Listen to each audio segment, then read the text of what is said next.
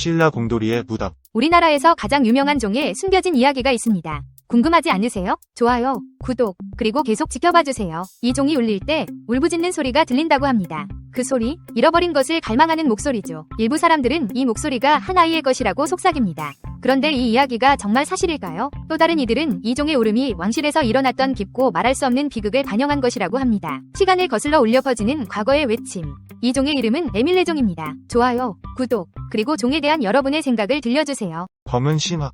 50 vs 코제니 PC주의. 검은 신화, 50, 논란. 무슨 일이 일어나고 있는 걸까요? 좋아요, 구독, 그리고 의견을 댓글로 남겨주세요. 검은 신화, 50이 서양 언론으로부터 다양성과 포용성이 부족하다는 비판을 받고 있습니다. 하지만 이게 공정한 걸까요? 50 같은 게임이 다양성 부족으로 비판받아야 할까요? 아니면 스토리텔링을 칭찬해야 할까요? 저는 개인적으로 게임은 재미가 최우선되어야 한다고 생각합니다. 여러분의 생각은 어떠신가요? 게임은 정치적이어야 할까요? 아니면 재미있어야 할까요? 좋아요, 구독, 그리고 의견을 남겨주세요. 제주도의 여신. 설문대할망. 알고 계셨나요? 제주도의 전설의 여신, 설문대할망에 숨겨진 비밀들이 있습니다. 좋아요, 구독, 그리고 여러분의 생각을 댓글로 공유해주세요. 설문대할망은 제주도의 산과 바다, 바위를 창조했다고 전해집니다. 그녀의 전설은 제주도 신화의 핵심입니다. 설문대할망은 설문대, 선문대, 백록선자 등 다양한 이름으로 알려져 있습니다. 이러한 이름들은 그녀의 다양한 전설을 보여줍니다. 한라산을 만들고 제주도 전역에 걸쳐 거인의 발자국이 남겨졌다는 그녀의 이야기는 신화적 요소로 가득 차 있습니다. 더 많은 전설이 궁금하신가요? 좋아요, 구독, 그리고 직접 제주도의 전설을 탐험해보세요. 일반인은 모르는 불국사의 3가지 비밀. 알고 계셨나요? 불국사에는 3가지 놀라운 비밀이 숨겨져 있습니다. 좋아요, 구독, 그리고 여러분의 생각을 댓글로 공유해주세요. 첫 번째 비밀, 석가탑과 다보탑은 불경 속 석가모니와 다보부를 형상화한 것입니다. 두 번째 비밀, 백운교와 청운교의 이름은 2011년까지 잘못 불렸습니다. 세 번째 비밀, 2007년 극락전 현판 뒤에서 숨겨진 황금 돼지 조각이 발견되었습니다. 3가지 비밀 모두 알고 계셨나요? 좋아요, 구독, 그리고 직접 불국사에 가서 이 비밀들을 확인해보세요. 신라의 화약 무기 사용의 진실. 신라가 화약 무기를 사용했다. 흥미로운 역사 이야기 속으로 함께 들어가 봅시다. 좋아요, 구독, 그리고 여러분의 생각을 댓글로 남겨주세요. 13세기 기록된 삼국유사에는 661년 한산성 전투에서 신라가 사용한 광이라는 신비로운 무기에 대한 기록이 있습니다. 이 무기는 밝은 빛을 발산하며 적군에게 큰 혼란과 파괴를 일으켰다고 합니다. 일부 학자들은 이 광이가 초기 형태의 화약 무기였을 가능성이 있다고 봅니다. 이 기록은 당시 당나라에서 유입된 화약을 사용한 로켓이나 포탄과 같은 무기였을 수 있다는 해석을 제시합니다. 1300년의 신비, 신라는 화약 무기의 선구자였을까요? 좋아요, 구독, 그리고 이 고대 혁신에 대한 여러분의 생각을 댓글로 남겨주세요. 머리카락보다 가는 1300년 전 통일신라의 세공기술. 알고 계셨나요? 신라의 장인들이 만든 정교한 세공품은 오늘날에도 무한한 찬사를 받고 있습니다. 좋아요, 구독, 그리고 여러분의 생각을 댓글로 공유해주세요. 1300년 전 통일신라 시대, 장인들은 경주에서 발견된 작은 금박을 펴는 데만 무려 반년이 걸릴 정도로 정교한 금속 공예품을 만들었습니다. 이 금박은 불과 3cm 크기지만 머리카락보다 가는 선들로 새와 꽃이 정교하게 새겨져 있습니다. 그 기술력은 현대 레이저 기술로도 재현이 어려울 수 있을 정도로 놀랍습니다. 1300년 넘게 이어진 신비, 여러분의 생각은 어떠신가요? 좋아요, 구독, 그리고 통일신라의 장인 정신에 대한 여러분의 생각을 댓글로 남겨주세요. 한국 인터넷의 아버지. 알고 계셨나요? 한국 인터넷의 아버지, 정길란 박사가 한국을 세계와 연결하는 데 중요한 역할을 했습니다. 좋아요, 구독, 그리고 여러분의 생각을 댓글로 공유해주세요. 1980년대 초, 정길란 박사는 한국에 인터넷을 도입하는 데 중요한 역할을 했습니다. 그의 노력 덕분에 한국은 세계에서 2번째로 인터넷을 연결한 나라가 되었습니다. 정길란 박사의 비전은 한국을 글로벌 네트워크에 연결하여 국가의 기술 발전을 위한 길을 닦는 것이었습니다.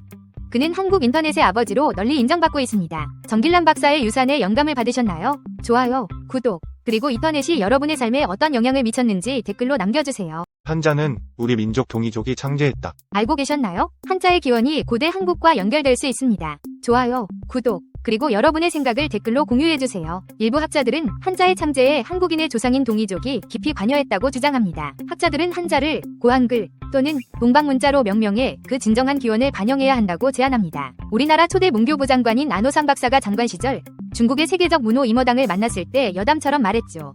중국이 한자를 만들어 놓아서 우리 한국까지 문제가 많다고요.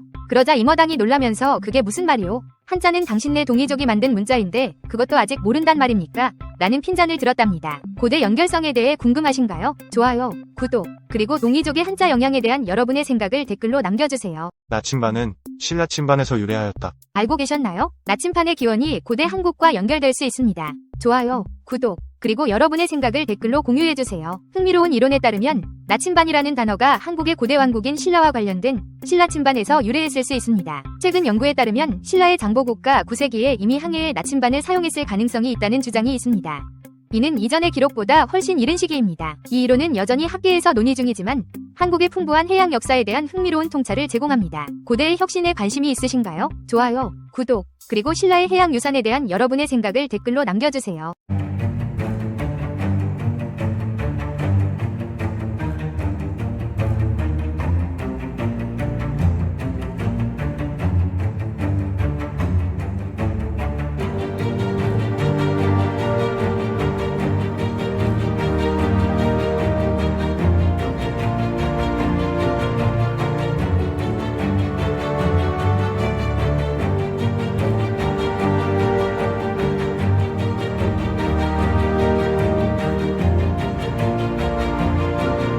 단군 할아버지 정말 부동산 실패했나? 고조선의 창시자인 단군 할아버지가 정말 부동산에서 실패했을까요? 확인해보세요. 좋아요, 구독, 그리고 댓글로 생각을 공유해주세요. 고조선 초기 중심지는 한반도가 아니라 유화 근처에 자리 잡고 있었고 그곳은 철, 석탄, 석유, 천연가스가 풍부했습니다. 방어에 유리한 산지와 한반도로의 접근성 덕분에 이상적인 위치처럼 보였습니다. 하지만 까다로운 이웃들과 지정학적 어려움으로 인해 좋은 위치로 보기에는 어려운 장소가 되었습니다. 이래도 정말 단군 할아버지가 부동산에서 실패한 걸까요? 어쩌면 그랬을지 몰라도 땅만의 문제는 아닌 것 같습니다. 좋아요, 구독, 댓글로 여러분의 생각을 공유해주세요. 조선이 해상무역을 포기한 진짜 이유. 해상무역 강국이었던 고려를 이은 조선이 왜 바다를 포기했을까요? 진실을 확인하세요. 좋아요, 구독, 댓글은 차기 더 좋은 영상에 힘이 됩니다. 고려는 동아시아의 무역로를 지배한 해상 강국으로 중국부터 아라비아까지 해상무역으로 온 문화를 연결했습니다. 하지만 조선시대에 들어 엄격한 해금 정책이 시행되면서 무역이 중국, 일본, 미국으로 제한되었습니다. 명나라는 해적 억제와 해상교역 통제를 명목으로 해금을 시행했습니다. 그 결과 한반도에서 수백 년간 축적시켜왔던 해양 역량을 사장시키고 세계 정세의 눈을 멀게 해 산업 발전을 저해시켰습니다.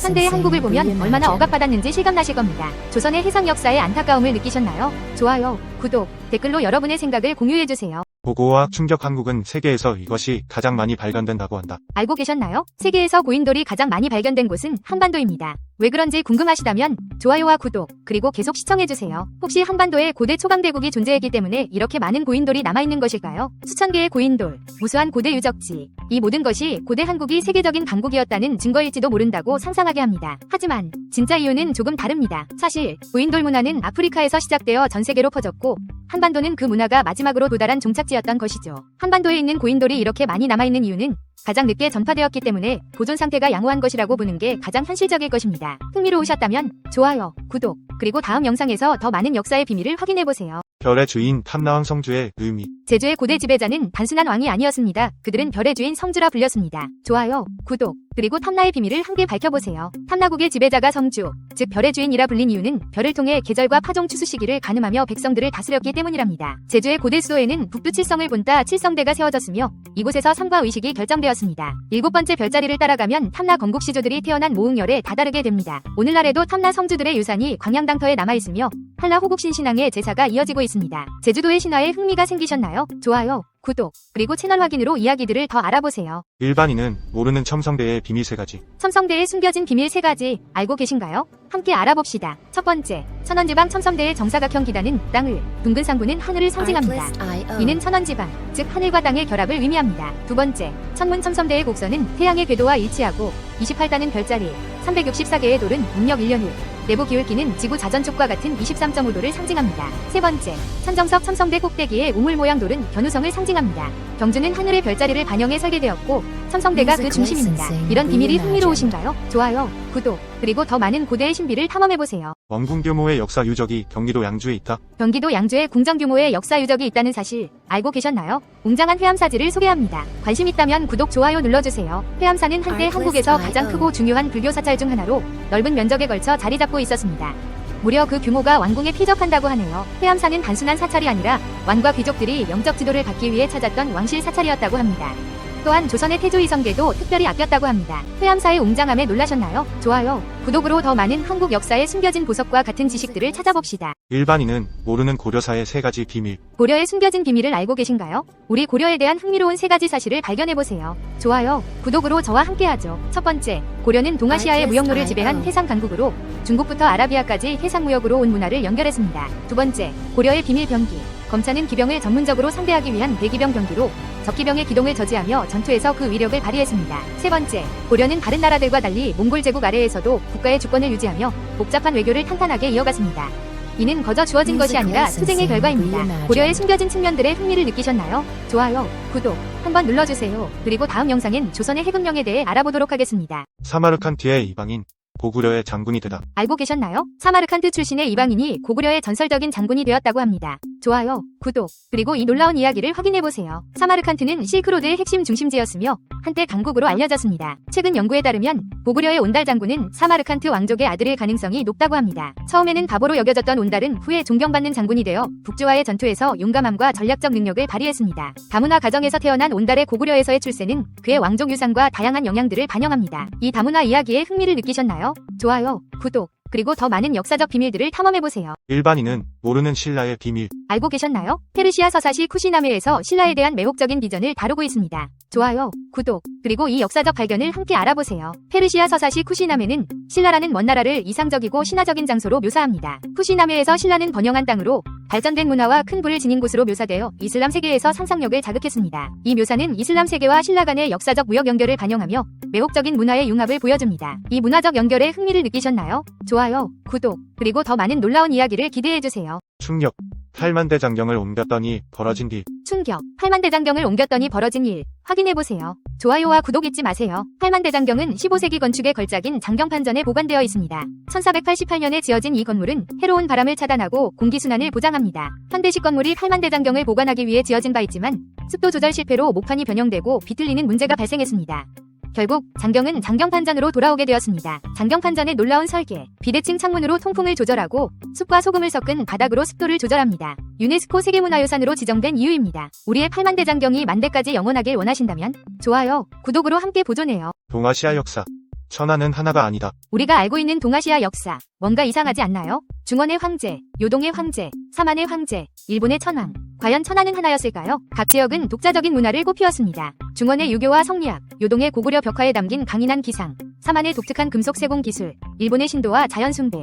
이렇게 다양한 문화가 동아시아에서 천하 통일이 쉽지 않았던 이유입니다. 중원의 황룡포와 요동의 호랑이 가죽옷, 사만의 금관총과 칠지도. 각 지역은 저마다 독자적인 문화와 정치 체제를 가지고 있었죠. 천하 통일 쉽지 않았을 겁니다. 역사 속에서 각 지역은 끊임없이 경쟁하고 융합하며 독자적인 길을 걸어왔습니다. 천하가 하나라고 믿었던 것은 어쩌면 중원이 주입한 편견이었는지도 모릅니다. 천하가 하나라고 믿었던 것은 과연 진실이었을까요? 여러분은 어떻게 생각하시나요? 다원적 천하 이야기가 더 궁금하다면, 이 영상이 재미있었다면 좋아요와 구독 부탁드려요. 그리고 댓글로 여러분의 생각을 남겨주세요. 오늘도 시청해주셔서 감사합니다. 다음 영상에서 만나요. 역사 속 숨겨진 비밀을 파헤쳐봅시다.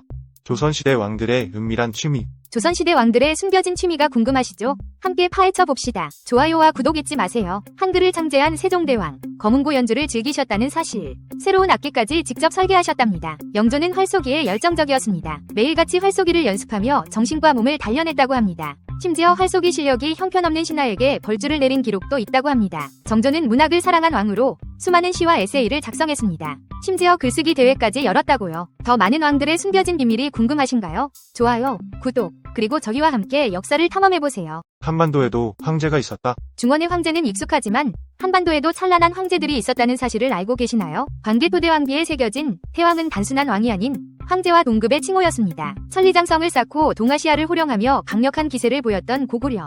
그들은 명실상부한 황제국이었습니다. 백제무왕은 스스로를 남쪽의 황제라 칭하며 중원과 어깨를 나란히 했습니다. 백제 금동대뿔은 그들의 위대한 문화를 보여줍니다. 이처럼 역사 기록과 유물은 한반도의 황제국이 존재했음을 명확하게 증명합니다. 한반도의 황제들은 중원의 황제 못지않게 위대한 업적을 남겼습니다. 우리 역사의 자부심을 되찾아 봅시다. 한반도 국가의 황제국의 이야기, 더 궁금하지 않으세요? 좋아요와 구독 버튼을 누르고 알림 설정까지 해주시면 감사하겠습니다. 댓글로 여러분의 생각을 남겨주세요. 하나된 진한 12국 신라. 우리가 알고 있는 찬란한 신라, 그 시작은 하나가 아니었다는 사실을 알고 계셨나요? 삼국사기에 의하면 진안을 구성했던 12개의 소국들은 간문국, 골벌국, 다벌국, 비직국, 소문국, 실직국, 압독국, 우시상국, 음집벌국, 이서국, 초팔국, 사벌국이 있었으며 이들이 힘을 모아 위대한 신라로 거듭난 것입니다. 이 작은 나라들이 힘을 모아 거대한 신라를 탄생시켰습니다. 신라의 역사는 이 12개의 소국들로부터 시작된 것입니다. 신라 인접국 정벌과 합병의 놀라운 역사가 궁금하다면 구독과 좋아요, 그리고 댓글로 함께 이야기해주세요.